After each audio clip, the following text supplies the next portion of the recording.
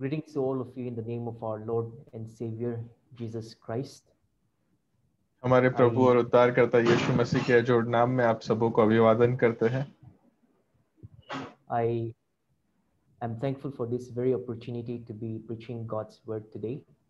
और आज प्रभु के वचन में से बांटने पाया हूँ, इसलिए मैं सचमुच में धन्यवाद करना चाहता हूँ उस समय। And I'm thankful to Dauntless Pulpit for this very opportunity. और मैं डॉन्टलेस पुलपिट इस माध्यम का धन्यवाद करना चाहता हूँ इस मौके के लिए। Before we proceed on with the sharing, I would like to pray for all of us. Let me pray. Father, we thank you for the breath of life that sustains us. We thank you, Lord, for your never-ending grace upon our lives, Father. We thank you, Father, for allowing us to see this day again in your glorious creation, Lord. Father, even as we concentrate and meditate on your word, may you speak to us anew, and may you, Father, Lord Jesus, let your presence be felt in our lives, even at this time and through this sermon as well. Father, we submit all of our worries, all of our woes, all of our joys into your loving care. In Jesus' most mighty name we pray. Amen. The sermon for today has been taken from Luke chapter 10, verse 25 to 37. आज And का हमारा शास्त्र पाठ जो है वो लूका रचित सुसमाचार के 10वें अध्याय के 25वें वचन से लेकर 37वें वचन से लिया गया है। let me read out the passage for all of us. And behold, a certain lawyer stood up and tested him, saying, Teacher, what shall I do to inherit eternal life? He said to him, What is written in the law? What is your reading of it? So he answered and said, You shall love the Lord your God with all your heart, with all your soul, with all your strength, and with all your mind, and your neighbor as yourself. And he said to him, You have rightly answered. Do this and you will live. But he, wanting to justify himself, said to Jesus, And who is my neighbor? Then Jesus answered and said, A certain man went down from Jerusalem to Jericho and fell among thieves, who stripped him of his clothing, wounded him, and departed, leaving him half dead. Now by chance a certain priest came down that road, and when he saw him, he passed by on the other side. Likewise a Levite, when he arrived at the place, came and looked and passed by on the other side. But a certain Samaritan, as he journeyed, came where he was, and when he saw him, he had compassion. So he went to him and bandaged his wounds, pouring on oil and wine, and he set him on his own animal, brought him to an inn, and took care of him. On the next day, when he departed, he took out 2 denarii, gave them to the innkeeper, and said to him, Take care of him, and whatever more you spend, when I come again, I will repay you. So which of these three do you think was neighbor to him who fell among the thieves? And he said, He who showed mercy on him. Then Jesus said to him, Go and do likewise. प्रभु का वचन लूका रचित सुसमाचार के 10वें अध्याय से 25 से 37 में इस प्रकार लिखा गया है। तब एक व्यवस्थापक उठा और यह कहकर उसकी परीक्षा करने लगा, हे गुरु, अनंत जीवन का वारिस होने के लिए मैं क्या करूं? उसने उनसे कहा, व्यवस्था में क्या लिखा है, तू कैसे पढ़ता है?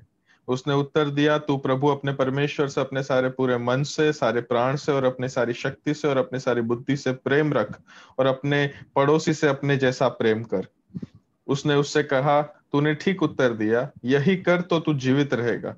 परंतु उसने अपने आप को धर्मी ठहराने की इच्छा से यीशु से पूछा, तो मेरा पड़ोसी कौन है? यीशु ने उत्तर दिया, एक मनुष्य यरूशलेम से यरीहो को जा रहा था कि डाकुओं ने घेर कर उसके कपड़े उतार लिए और मारपीट कर उसे अधमरा छोड़कर चले गए। और ऐसा हुआ कि उसी मार्ग से एक याजक जा रहा था, परंतु उसे देखकर कतरा कर चला गया।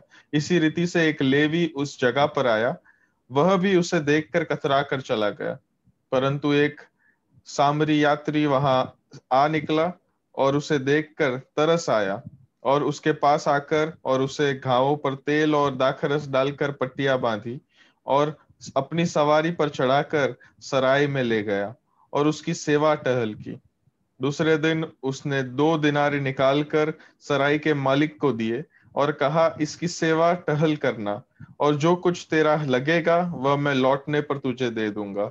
अब तेरी समझ में जो डाकुओं में गिर गया था, इन तीनों में से उसका पड़ोसी कौन ठहरा? उसने कहा, वही जिसने उस पर तरस खाया। यीशु ने उससे कहा, जा, तू भी ऐसा ही कर। यह प्रभु का वचन है। As the passage begins for the parable of the Good Samaritan, यहाँ पर ये जो पूरा शास्त्र पाठ है, ये भले समरूनी के इस वार्ता से शुरू होता है। we're told of an occasion wherein a certain lawyer, an expert in the law, comes to test Jesus. और यहाँ पे हमें बताया गया है कि एक वकील या फिर एक ज्ञानी पुरुष कह सकते हैं, जो नियम में विद्वान था, वो यीशु मसीह गुरु की परीक्षा करने के लिए आया By asking, Teacher, what shall I do to inherit eternal life? और वो यीशु मसीह से ये पूछता है कि हे गुरु, अनंत जीवन का वारिस होने के लिए मैं क्या करूं? And the very question, what shall I do, already gives us a view into the worldview of the lawyer. और ये जो प्रश्न है कि मैं क्या करूं, इस प्रश्न को पढ़ते ही हमें उस वकील की या फिर उस ज्ञानी पुरुष का जो उसका जो जीवन का देखने का जो नजरिया था, उसके बारे में पता चलता है। Who presumed that it is by his good works that he would be able to inherit eternal life. जो अपने मन में मान के बैठा था, ठान के बैठा था कि अपने अच्छे कार्यों से, अच्छे कर्म से वो अनंत जीवन का वारिस बन पाएगा। And how arrogant and filled with self-righteousness this very question is. और ये जो प्रश्न है वो अपने आप में ही कितना ज्यादा आत्मधर्मीपन से भरा हुआ ऐसा प्रश्न है। Another way of looking at it is perhaps this question was more than a testing of Jesus. दूसरी रीति से अगर इस प्रश्न को हम देखने का, परखने का अगर प्रयत्न करें, तो शायद ये यीशु मसीह की परीक्षा लेने से ज्यादा का ये प्रश्न था।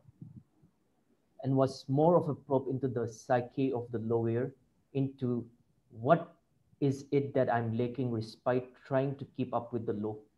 या फिर ये शायद उस ज्ञानी पुरुष का ये प्रश्न पूछने के पीछे उस ज्ञानी पुरुष के मन में जो हेतु रहेगा वो ये रहेगा कि इतना सब कुछ नियम पालने के बावजूद भी मुझ में क्या कमी रह गई है।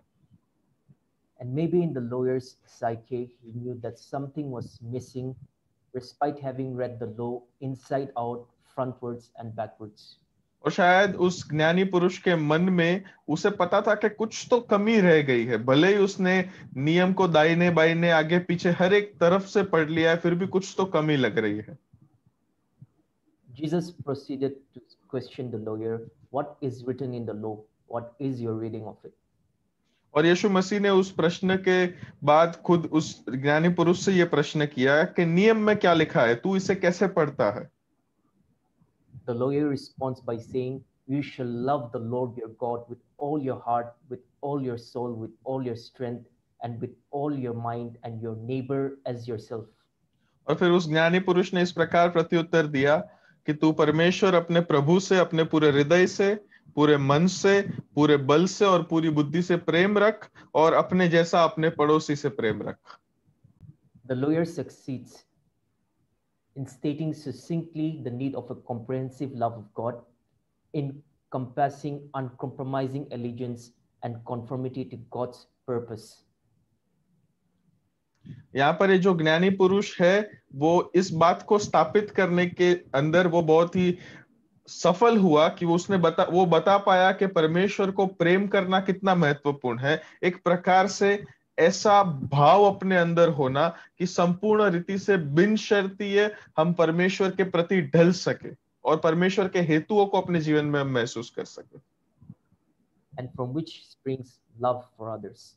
और उसी के द्वारा, जब हम परमेश्वर से प्रेम करते हैं, उसी के द्वारा हम फिर दूसरों को भी प्रेम कर सकते हैं। The lawyer, he certainly learned the law right, but that did not give him the validity of knowing the law. और वहां पर वो ज्ञानी पुरुष ने सचमुच में उस नियम को सही रीति से सीखा था, परंतु इसका मतलब ये नहीं था कि वो नियम को जान पाया था। Jesus, however, acknowledged the response and said, "You have answered rightly. Do this and you will live." हालांकि हम जानते हैं कि यीशु मसीह ने उस प्रत्युत्तर को सराहा और उन्होंने कहा कि तूने सही कहा है, तू ऐसा ही कर तो तू जिएगा। Now, Jesus here is not suggesting that salvation is by works. अभी यहाँ पे यीशु मसीह ऐसी कोई भी बात को बताना नहीं चाहते हैं कि उद्धार कार्यों के द्वारा होता है। Rather, it is the assertion that authentic acts of love arise from an attitude of faith. परंतु उसके विपरीत ये तो एक ऐसी बात है जहां पर हमें ये बताया गया है कि सचमुच में किए गए प्रेम के कार्यों के द्वारा ही एक प्रकार का विश्वास का वलन पैदा होता है। However, the lawyer, wishing to justify himself, retorted to asking Jesus, "And who is my neighbor?" परंतु उसके आगे हम देखते हैं कि उस ज्ञानी पुरुष ने अपने आप को धर्मी ठहराने की इच्छा से फिर यीशु मसीह को एक और प्रश्न पूछा कि मेरा पड़ोसी कौन है। And this question was asked by the lawyer in order to diminish the extent of the reach and power of that law. और ये प्रश्न उस ज्ञानी पुरुष के द्वारा इसलिए पूछा गया था ताकि वो संपूर्ण रीति से उस नियम के सामर्थ्य को और पहुंच को नष्ट कर सके।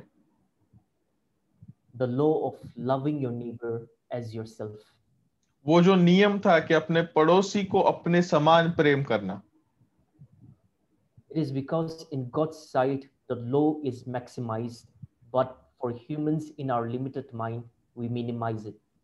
इसका कारण यह है कि परमेश्वर की नजरों के अंदर ये जो नियम है इसको अपनी पूरी दृष्टिकोण से देखा जाता है, परंतु हम जो सीमित बुद्धि वाले, हम जो मनुष्य है, हम इसको छोटा कर देते हैं। Anyway, the lawyer retorted to asking, "Who is my neighbor?" who being a question that begs the attribute of what and which. और यहाँ पर ये जो हालांकि ये जो ज्ञानी पुरुष ने जो प्रश्न पूछा कि मेरा पड़ोसी कौन है, वो सचमुच में ये जानना चाहता था कि उसकी लाक्षणिकताएं क्या होगी और कौन होगा वो। What kind of people, which group of people? किस प्रकार के लोग या फिर किस जुट के लोग मेरे पड़ोसी होंगे। The lawyer here was trying his best to restrict the number of people that he could love. और यहाँ पे जो ज्ञानी पुरुष था वो अपने पूर्ण प्रयत्नों के द्वारा किन किन लोगों को प्रेम करना है उसकी गिनती में वो कमी लाना चाहता था। He was limiting the number, the ethnicity, the nationality, the particular sect of people that he could be good to. और यहाँ पर इस प्रश्न के द्वारा वो अपने प्रयत्न कर रहा था कि उस गिनती को, उस राज्य के अंदर जिस प्रकार के लोगों को, कौन सी जात के लोगों को, कौन से देश के लोगों को उसे प्रेम करना है, या फिर संपूर्ण रीति से कौन से धर्म के लोगों को प्रेम करना है, इस बात को बताकर वो अपने प्रेम करने की जो पूरा सर्कल था उसको छोटा करना चाहता था। So that he would be justified through his limited good work. ताकि वो अपने सीमित अच्छे कार्यों के द्वारा धर्मी ठहरा जा सके। And the parable of the Good Samaritan seems at first a strange story on the part of Jesus to narrate to a person who already presumes that he could be justified through his good work. और यहाँ पर यीशु मसीह के द्वारा ये जो भले समरूनी का जो कि ये जो कहानी कही गई है, दृष्टांत कहा गया है, वो हमें जब यीशु मसीह के मुख से सुनने को मिलता है वो बहुत ही अचंभित करने वाली बात है, क्योंकि यहाँ पर ये एक ऐसे व्यक्ति को कही गई है जो सचमुच में अच्छे कार्यों के द्वारा हम उद्धार प्राप्त कर सकते हैं, ऐसे विश्वास को लेकर बैठा हुआ है। So let us probe further into this very parable. तो आइए हम अब इस दृष्टांत की ओर ज्यादा अपना गौर करना चाहते हैं। This parable begins with the story of a certain man who was traveling down from Jerusalem to Jericho. ये जो दृष्टांत है ये एक ऐसे व्यक्ति से शुरू होती है जो यरूशलेम से लेके यरीहो की तरफ जो निचली ओर जाती हुई जो यात्रा है उसको दर्शा रही है। And this road adds to the realism of the story. और यहाँ पर ये जो सड़क की जो बात की गई है वो इस कहानी के अंदर की सच्चाई को दर्शा रही है। It was a stark and desolate 17-mile road. और ये तो बहुत ही घना और बहुत ही ऐसे बंजर, ऐसा 17 मील का ये रास्ता था, dropping from over 2,500 feet above sea level at Jerusalem to approx 800 feet below sea level at Jericho. और ये जो रास्ता था वो यरूशलेम जो कि 2500 फुट समुद्र तल से ऊपर था, वहां से लेकर यरीको तक जो कि 800 फीट समुद्र तल से नीचे था, ऐसा एक रास्ता था पूरा। Thus, this road descended for more than 3,000 feet and was curved through rugged, bleak, rocky terrain. और इसलिए हम ये कह सकते हैं कि ये रास्ते के अंदर कम से कम 3000 फीट से ज्यादा ऐसे निचले तरफ जाने वाला रास्ता था, जो अलग प्रकार से बहुत ही पथरीली जगह थी और अनजान ऐसा रास्ता था ये। And this was a road where robbers could easily hide. और ये एक ऐसा रास्ता भी था जहां पर सड़कों में पत्थरों के पीछे या फिर सड़कों के पीछे जो लुटेरे थे, जो डाकू थे, वो आराम से छुप सकते थे। And it was considered a dangerous road to travel, even at a time when normal travel was also considered dangerous. और इसीलिए इस रास्ते से सफर करना ये बहुत ही खतरे से भरा हुआ माना जाता था। साधारण समयों में भी इस रास्ते से जाना खतरे से भरा हुआ था। And unfortunately, as the man was traveling, he fell among thieves. और ये बहुत ही दुखी बात है कि जब ये पुरुष जो था वो यात्रा कर रहा था, तब उसे डाकुओं ने घेर लिया। They stripped him of his clothes, wounded him, and departed, leaving him half dead and probably unconscious. और उन्होंने उसे लूट लिया, उसके कपड़े निकाल लिए, वो भी ले लिए, उसे घाव दिया बहुत सारा, और वहां पर उसको छोड़कर, अधमुआ छोड़कर वो लोग चले गए। Some considerable time must have passed, and we're told in verse 31 and 32 that a priest came down that road. और शायद थोड़ा समय बीता होगा ऐसा हम मान सकते हैं, और फिर 21 और 32 पद में लिखा है कि एक याजक वहां से होकर निकला।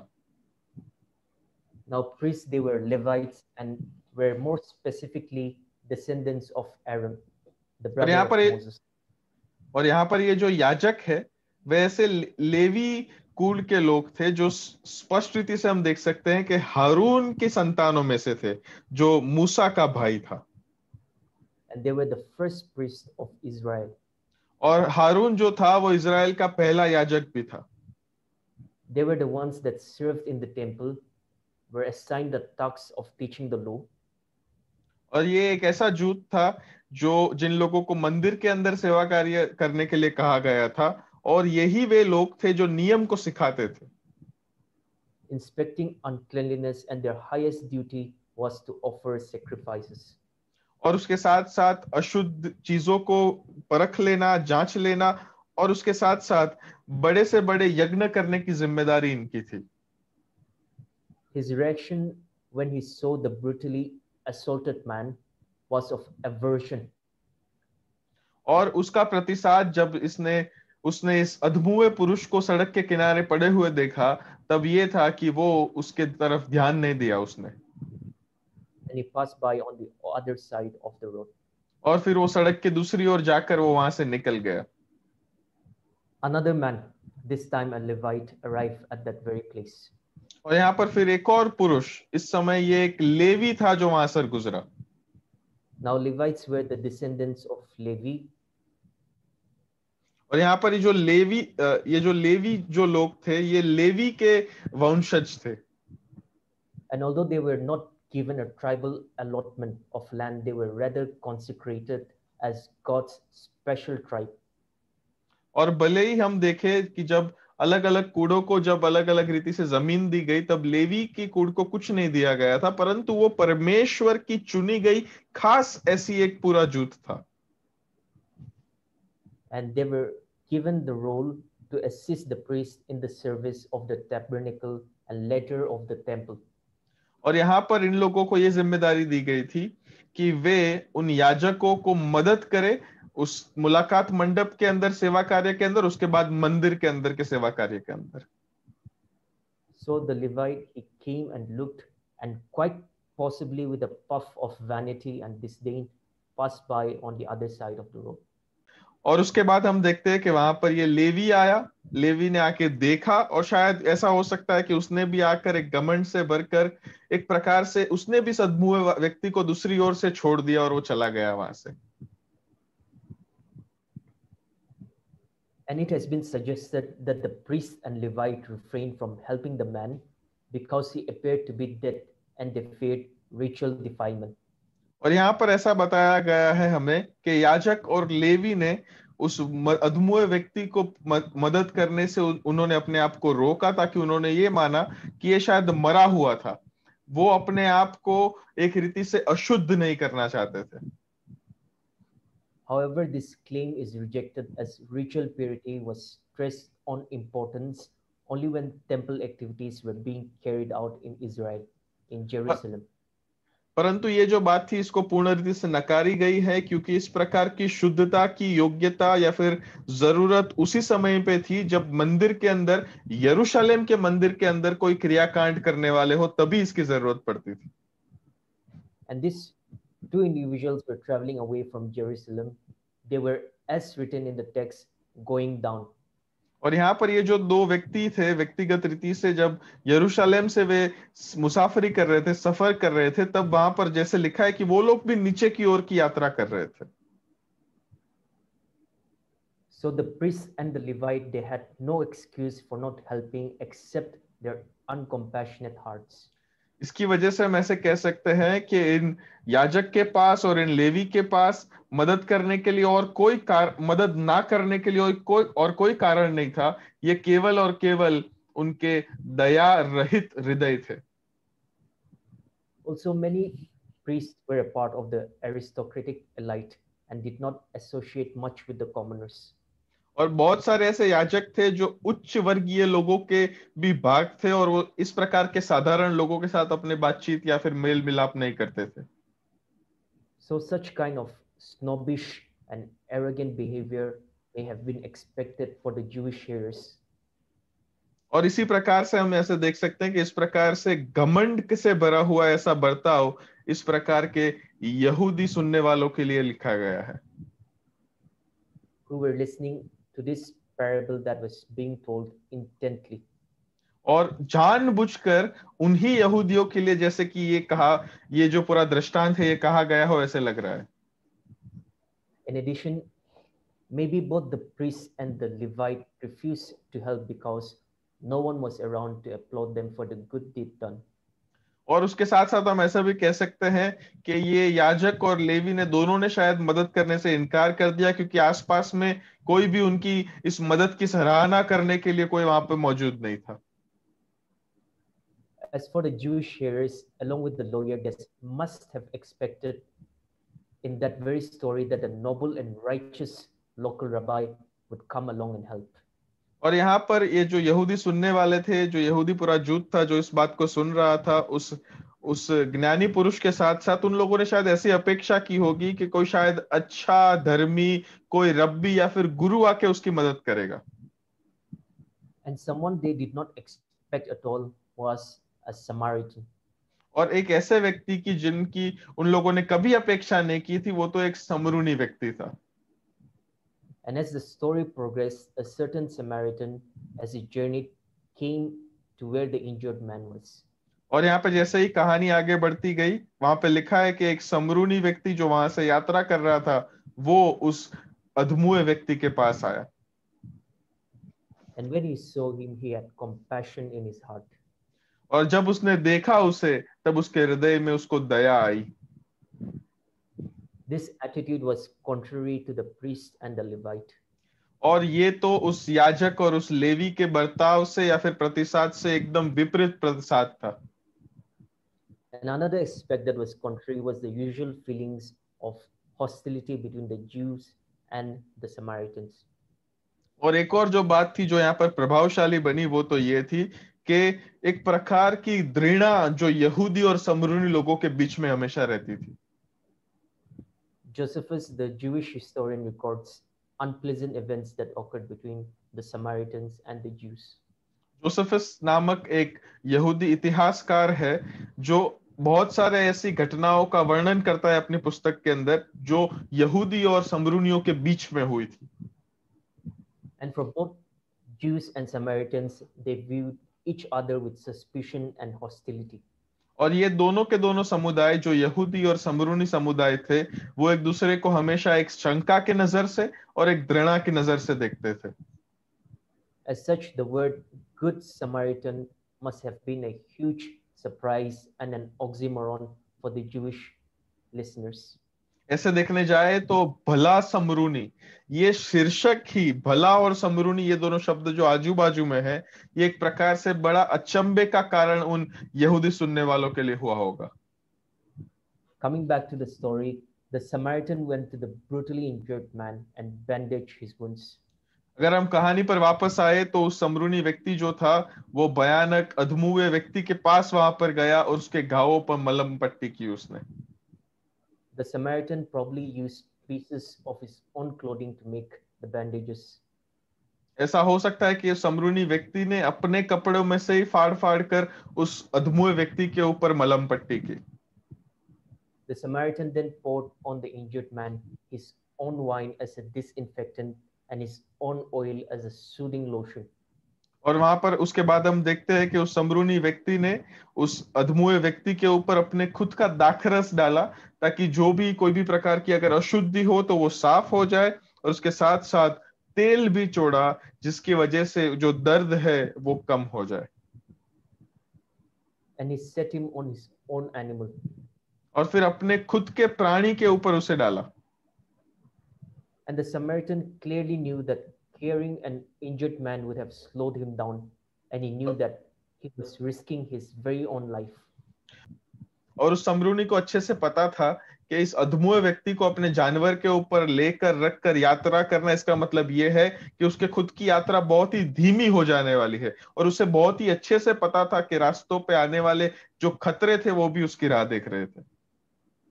So that if bandits were to attack on that dangerous road, he wouldn't be able to escape on his swift beast.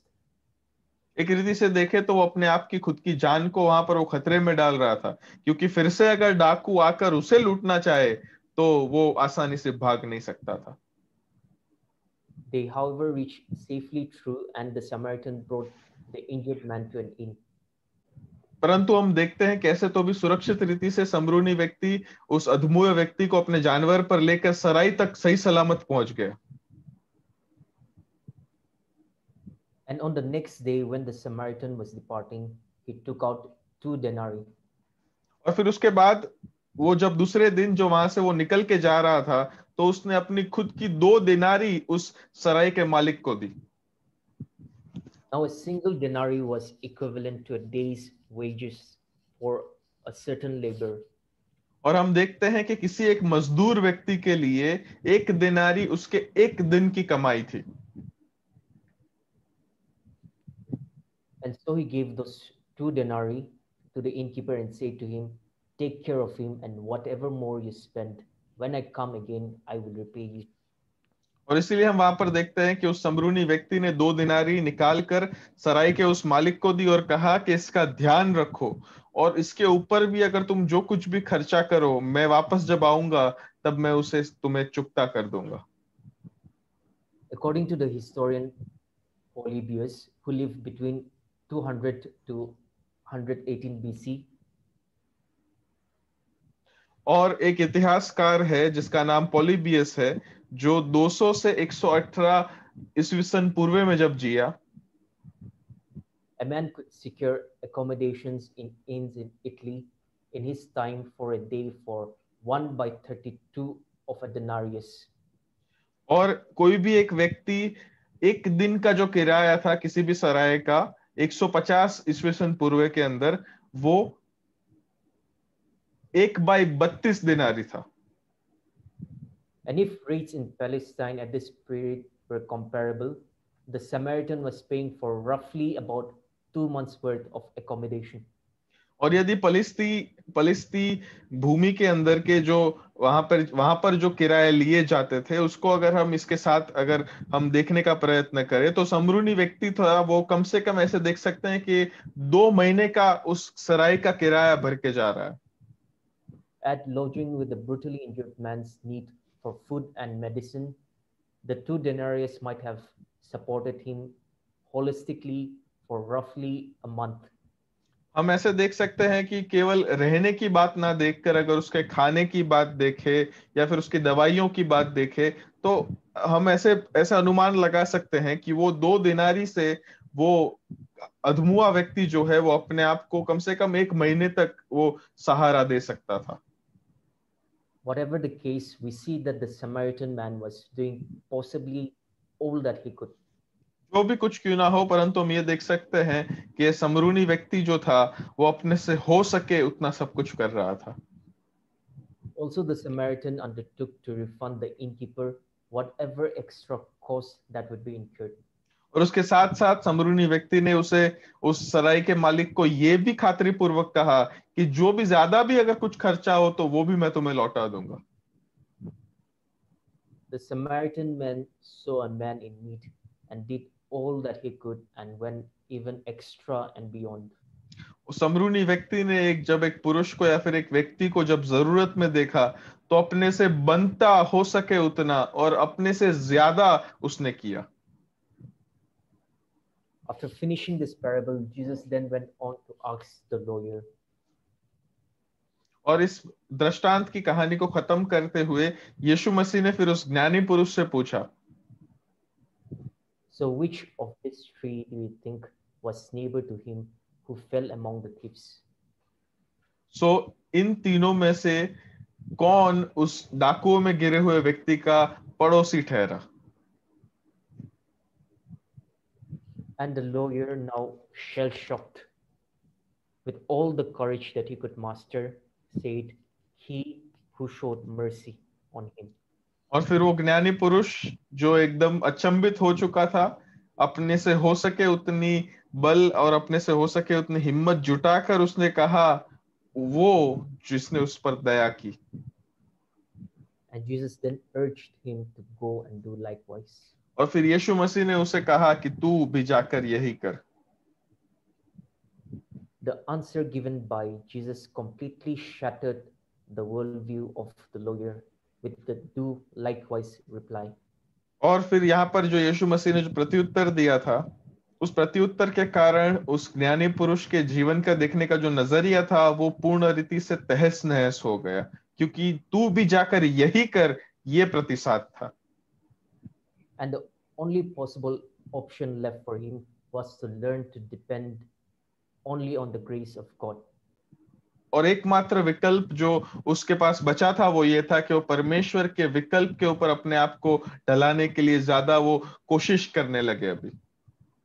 And to come to him faith, because it was near to impossible to do what the Samaritan man had done. और वो परमेश्वर के पास विश्वास से आए, क्योंकि समरूनी व्यक्ति ने जो किया था वो असंभव बात थी। And that is loving perfectly. और समरूनी व्यक्ति ने जो किया था वो ये था कि सिद्ध प्रेम दर्शाया था। While Jesus was making the lawyer realize the imperfection in his love towards his neighbor, और जब यीशु मसीह उस ज्ञानी पुरुष को इस बात की परख करके दे रहे थे कि उसके खुद के अंदर कितनी ही अपूर्णता है कि वो अपने पड़ोसी को प्रेम नहीं कर सकता है, through this very parable, Jesus was evangelizing the lawyer about his imperfection in his love towards God.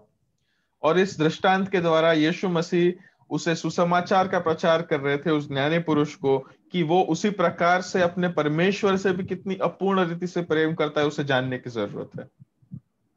And while Jesus was pointing the lawyer towards a love that is perfected towards the neighbor, और जबकि यीशु मसीह जो है उस ज्ञानी पुरुष को ये बता रहे थे कि किस प्रकार उसे अपने पड़ोसी से प्रेम करना है, Jesus was also pointing him towards the need to be perfect in his love towards God.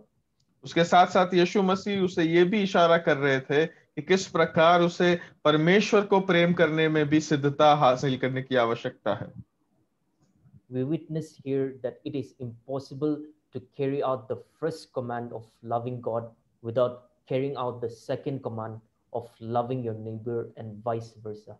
हमने यहाँ पर इस बात की गवाही दी कि ये असंभव है कि पहली आज्ञा जो परमेश्वर से प्रेम करने की जो आज्ञा है उसे हम तब तक परिपूर्ण नहीं कर सकते हैं जब तक हम दूसरी आज्ञा, मतलब हमारे पड़ोसी पर प्रेम रखने की बात को हम परिपूर्ण नहीं करते हैं, और वैसे ही उसके उल्टाव में भी लागू पड़ता है।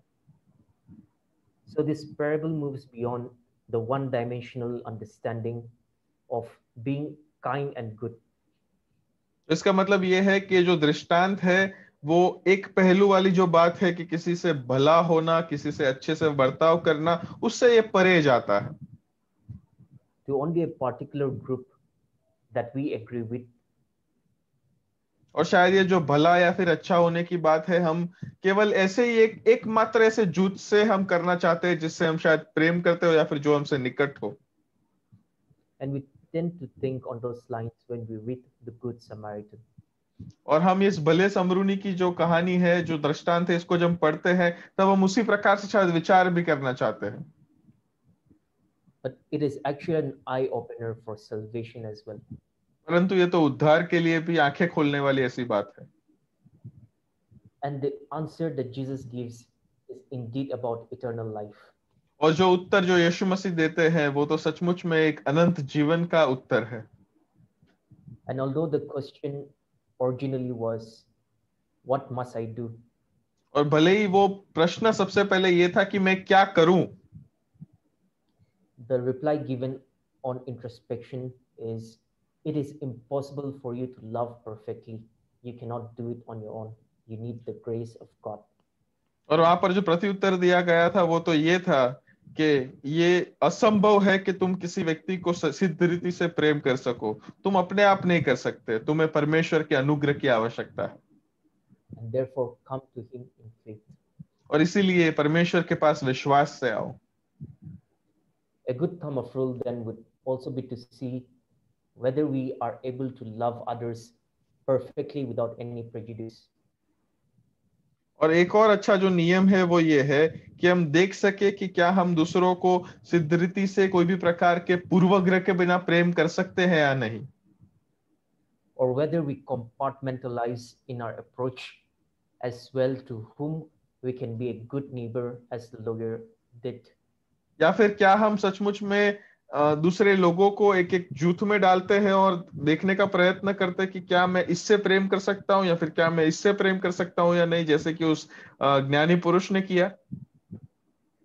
And it is human tendency when we listen or watch a narrative unfold to associate ourselves always with the protagonist rather than the antagonist.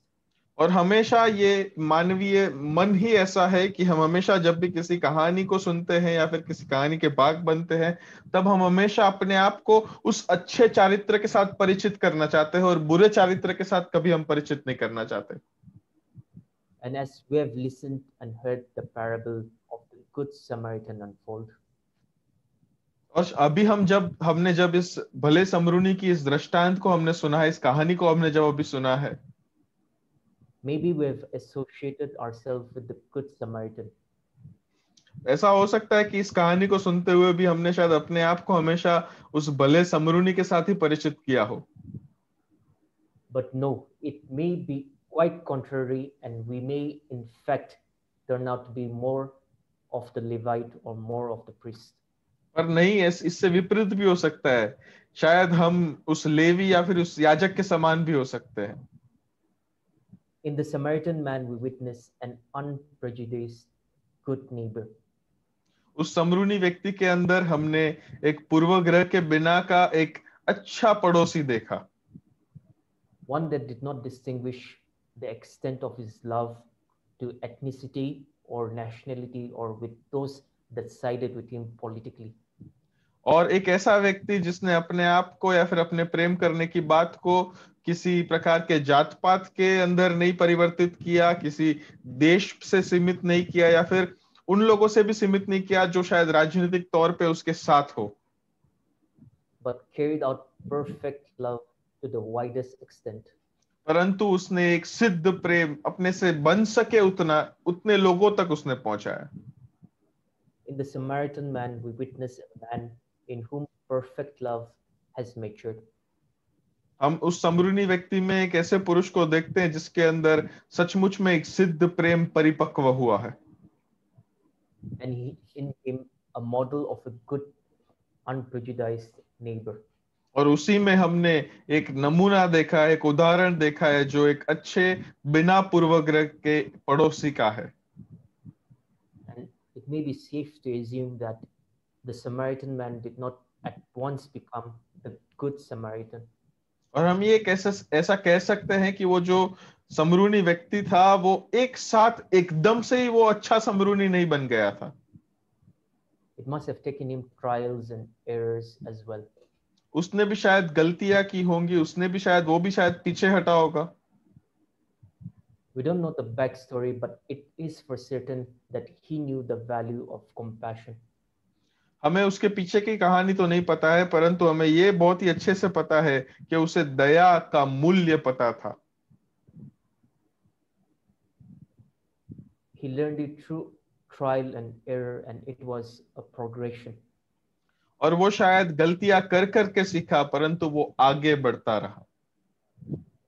Now, for us today, having known our own wretched and sinful heart and knowing our own incapacity to love perfectly, और आज हमारे लिए भी हमने जब अपने खुद के पापी और कपटी हृदयों को जाना है और हमारी खुद की असक्षमता को जाना है कि हम किसी व्यक्ति को सिद्ध रीति से प्रेम नहीं कर सकते हैं, we must therefore appeal to God's grace. और इसीलिए हमें हमेशा अपने आप को परमेश्वर के अनुग्रह के ऊपर निर्भर करना चाहिए। Let us appeal to God's grace through faith that the love for God be perfected in us. आइए हम सब मिलकर परमेश्वर के अनुग्रह के ऊपर अपने विश्वास के द्वारा हम अपने आप को निर्भर करें, ताकि वो जो प्रेम है वो परमेश्वर के अंदर सिद्ध होने पाए, so that we'll be able to carry out perfect love to others in this time of hardship. और ऐसा करने से हमारे द्वारा सिद्ध प्रेम हम दूसरे लोगों तक पहुंचाने पाए, क्योंकि अभी हम कठिन समयों में से गुजर रहे हैं। In the time of gloom and doom of this pandemic, and be the unprejudiced good neighbor. और अंधियारे से भरे हुए अनिश्चित ऐसे महामारी के समयों के अंदर आप हमें भी साथ मिलकर एक बिना पूर्वग्रह का अच्छा पड़ोसी बनना है। And it is perhaps not a surprise that in the following chapter in Luke chapter 11, और ये शायद कोई अचंभित करने वाली बात नहीं है कि आगे जाकर जब हम लूका रचित सुसमाचार के 11वें अध्याय को देखते हैं, the condition given to receiving by Jesus is simply by asking, seeking, and knocking. और यीशु मसीह के द्वारा प्राप्त करने के पीछे की जो शर्तें यीशु मसीह हमें बताता है वो केवल इतना है कि पूछना है, खोजना है, ढूंढना है और खटखटाना है। The grace of God has already been given to us through his Son, Jesus Christ. परमेश्वर का अनुग्रह हमें यीशु मसीह के द्वारा मिल ही चुका है। And all we need to do, dear brothers and sisters, is to ask, seek, and knock earnestly with faith. और अभी हमें केवल इतना ही करना है मेरे प्यारे भाइयों और बहनों, कि केवल मांगना है, खोजना है और खटखटाना है, और विश्वास के साथ वो करना है। May all of us be blessed through the meditation of this very passage. हम सबों को आशीष दे जब भी हमने अब ये शास्त्र पाठ पर मनन किया है। Let me pray for all of us. Father, we are thankful to you for the word, Father. We are thankful for the cross. We are thankful for the grace that has been shown to us through your Son, Jesus Christ. We thank you, Lord, though undeserving that we are, for your great love upon our lives. Father, at this time, we pray that the love that you have for us will be perfected in our lives, that we'll be able to carry out perfect love towards you, that we'll be able to carry out perfect love towards those in need, without looking at boundaries, without looking at nationalities, without looking at religion. But we pray, Lord, that we'll be able to be the unprejudiced good neighbor to those in need. Father, we praise your name and we submit again, once again, all our worries, woes, and joys into your loving care. In Jesus' most mighty name we pray. Amen. Amen. And now may the love of God the Father, the grace of his Son Jesus Christ, and the sweet communion of the Holy Spirit rest and abide with each and every one of us now and forevermore. Amen. Amen.